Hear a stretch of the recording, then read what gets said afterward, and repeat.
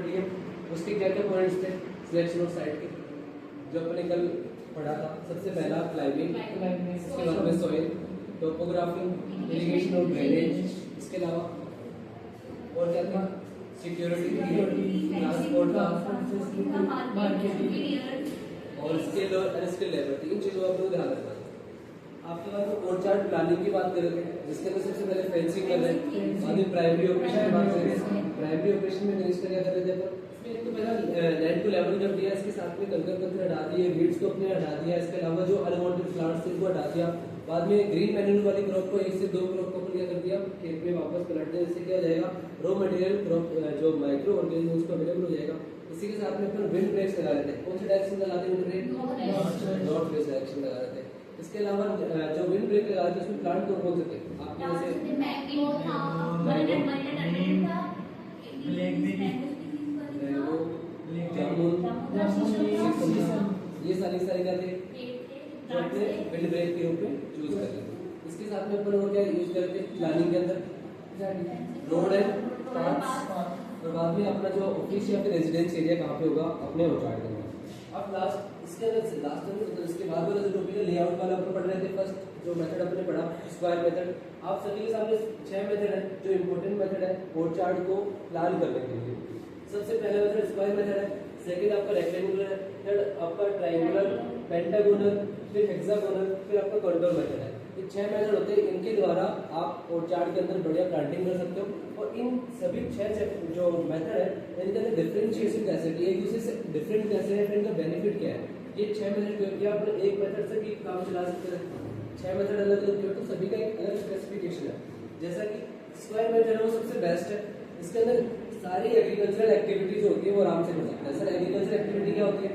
जैसे कि आप इनके अंदर ट्रेनिंग भी करते हो, प्रूनिंग भी करते हो, मैन्यूर भी डालते हो, इरिगेशन भी करते हो, इनकी हार्वेस्टिंग भी करते हो और इसके अलावा जो डीवीडिंग वगैरह के आप काम करते हो सारी एग्रीकल्चर प्रैक्टिस में आती है। तो बेस्ट मेथड क्योंकि इसके अंदर प्लांट टू प्लांट और रो टू रो के बीच में स्पेस प्रॉपर है।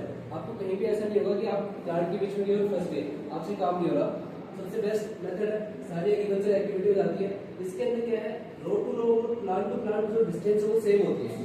स्क्वायर मेथड का स्पेसिफिकेशन या फिर इंपॉर्टेंट कैरेक्टरिस्टिक्स यही है कि इसके अंदर रो टू रो और प्लांट टू प्लांट जो डिस्टेंस होती है वो सेम होती है। क्वेश्चन क्या पूछता है एग्जाम में, यदि ऑब्जेक्टिव क्वेश्चन पूछेगा which one of the following method has row into row and plant to plant distance is equal और सेम, कौन सा होगा?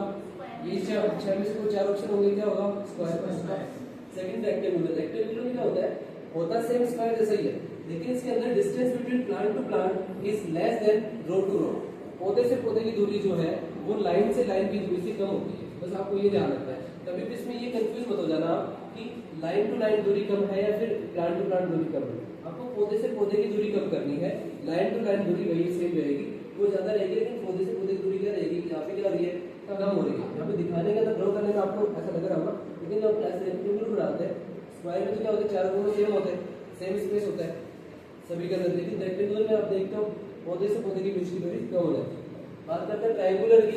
इसके अंदर क्या होता है कि in this method land utilize properly, क्योंकि इसके अंदर जो हेक्सागोनल जैसा ही पैटर्न बनता है इसके अंदर से पहले जो प्लांट इन दोनों के पीछे मानो कि आपको 10 मीटर 10 सेंटीमीटर का स्पेस है तो उन दोनों के इक्वल सेंटर के अंदर तीसरा प्लांट लगा देंगे तो एक ट्रायंगुलर शेप बनाएगा।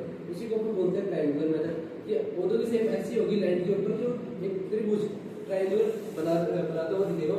इसके अंदर एग्रीकल्चर एक्टिविटी जो अपन करते हैं जितने अपने स्क्वायर मेथड में करी थी वो करने के अंदर क्या होती है थोड़ी सी डिफिकल्टी आ जाती है क्योंकि यहाँ पे डेंस हो जाता है, हाई डेंस प्लांटिंग इसके अंदर हो जाती है और थोड़ा सा मूवमेंट करने के लिए फार्मर को इसमें डिफिकल्टी आती है। तो कौन सा मेथड इसके अंदर एग्रीकल्चर एक्टिविटी करने में डिफिकल्टी आती है? Triangular method. बाद में इंपॉर्टेंट जो मेथड है वो 2 मेथड है। पेंटागोनल मेथड, इसका दूसरा नाम क्या है? Filler method. इसको इसके अंदर क्वेश्चन पूछा जाता है कि which of the following method has almost double plant are planted as compared to square method. तो कौन सा मेथड है? पेंटागोनल। वो कैसे सर? अब जैसे कि इसके अंदर मैंने फिलर सिस्टम भी बोला, इसका दूसरा नाम क्या है? Filler system. मतलब बीच में क्या लगा रहे हैं? फिलर प्लांट लगा रहे हैं। अब फिलर प्लांट के एग्जांपल्स होते हैं, कौन कौन से फिलर प्लांट हम लगा सकते हैं?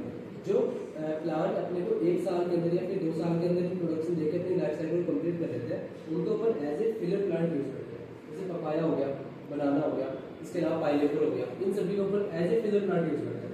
क्वेश्चन में पूछेंगे फिलर प्लांट का एग्जांपल क्या बताओगे? पपाया, पाइनएप्पल, बनाना।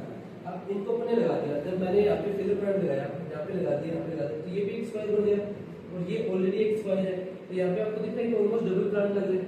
तो इस डायग्राम को आपको मेमोराइज कर रखना है, विजुअलाइज करके आपको बार-बार ये प्रैक्टिस करने की कौन सा मेथड जिसके अंदर ऑलमोस्ट डबल प्लांट लगते हैं as compare to square method, वो कौन सा है?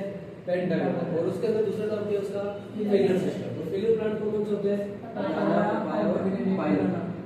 बाद में लास्ट सॉरी फिफ्थ वाला जो मेथड है वो हो जाता है हेक्सागोनल मेथड और उसका दूसरा नाम क्या है? Equilateral triangular system.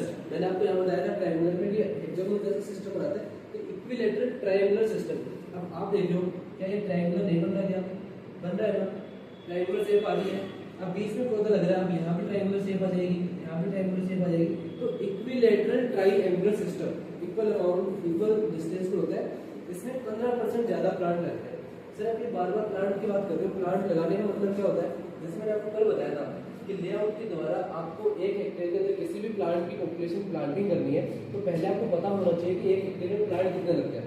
एक हेक्टेयर का पता होगा तो आप 2 हेक्टेयर बता सकते हो, 3 को बता सकते हो, 5 को बता सकते हो। इसके लिए फॉर्मूला क्या है? Plant population area upon R into P। तो R into मतलब लाइन टू लाइन और प्लांट टू प्लांट डिस्टेंस है। तो अब आपकी जैसे मैंने कल बताया था अम्रपाली का आपको 2.5 into 2.5 सेंटीमीटर का कितने प्लांट आए थे? 1600 प्लांट आए थे।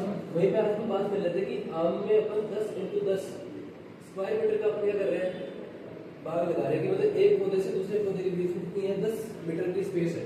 एक लाइन से दूसरी लाइन में कितनी स्पेस है? 10 मीटर की स्पेस है। तो कितने पौधे लगेंगे? तो 1 0 से 1 0 1 0 से 1 0 कितने पौधे लगेंगे? 100 पौधे लगेंगे। एक हेक्टेयर में अपने कितने लगाने हैं? 100 पौधे नॉर्मल लोकेलिटी पर लगा रहे हैं, जिसके लिए अपने मतलब डेंस अपना जो उसका स्ट्रक्चर होता है प्लांट का बड़ा स्ट्रक्चर होता है, जैसे अपने जो इंडिजिनियस मैंगो ट्री होते हैं बड़े, तो उनके लिए स्पेस ज्यादा चाहिए 10 वर्ग मीटर पर लगा रहे हैं। तो उसके लिए एक हेक्टेयर कितने पौधे लगेंगे? 100।